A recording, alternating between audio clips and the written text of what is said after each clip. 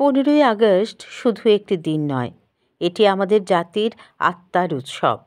এই দিনেই সূর্যোদয় হয়েছিল স্বাধীন ভারতের, আর মুছে গেছিল দাসত্বের দীর্ঘতম রাত।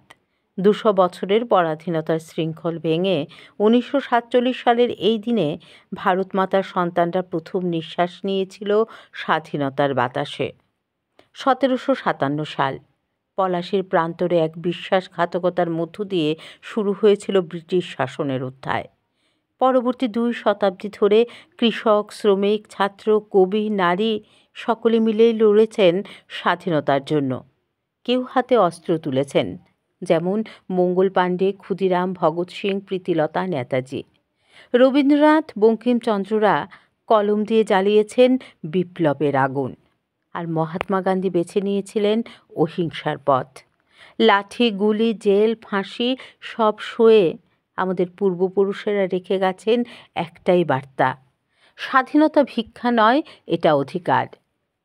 14ই আগস্ট রাত, লালকেল্লার আকাশে তখনও নেমে আছে আঁধার, কিন্তু দিল্লি শহরের প্রতিটি গলিতে, প্রতিটি ঘরে ঘরে যেন ফুটে উঠেছিল আলো। 12টা বেজে 1 মিনিট।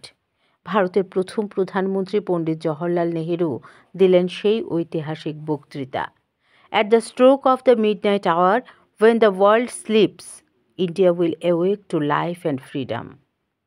15ই আগস্ট ভোরে প্রথমবারের মতো স্বাধীন ভারতের আকাশে উড়ল তেরঙ্গা পতাকা। লাখো কণ্ঠে ধ্বনিত হলো বন্দে মাতরম, জয় হিন্দ। স্বাধীনতা দিবস শুধু আনুষ্ঠানিকতা নয়, এটি আমাদের জাতীয় প্রতিজ্ঞার দিন। এই দিন আমরা নিজেদের মনে করিয়ে দেই, স্বাধীনতা মানে শুধু ব্রিটিশ শাসন থেকে মুক্তি নয়, বরং দারিদ্র্য, অশিক্ষা, দুর্নীতি, বৈষম্য থেকে মুক্তি। আজকের প্রজন্মের হাতে রয়েছে স্বাধীনতার আসল রক্ষা কবচ। আমাদের স্বাধীনতা সংগ্রামীদের স্বপ্ন ছিল একটি শক্তিশালী, শিক্ষিত, ন্যায়নিষ্ঠ, সহনশীল ভারত। প্রযুক্তি, শিক্ষা, বিজ্ঞান, শিল্প প্রতিটি ক্ষেত্রেই ভারত এগিয়ে যাচ্ছে, কিন্তু অগ্রগতির সঙ্গে সঙ্গে আমাদের মনে রাখতে হবে, স্বাধীনতার জন্য যেভাবে আমরা এক হয়েছিলাম, আজও সেভাবেই এক থাকতে হবে।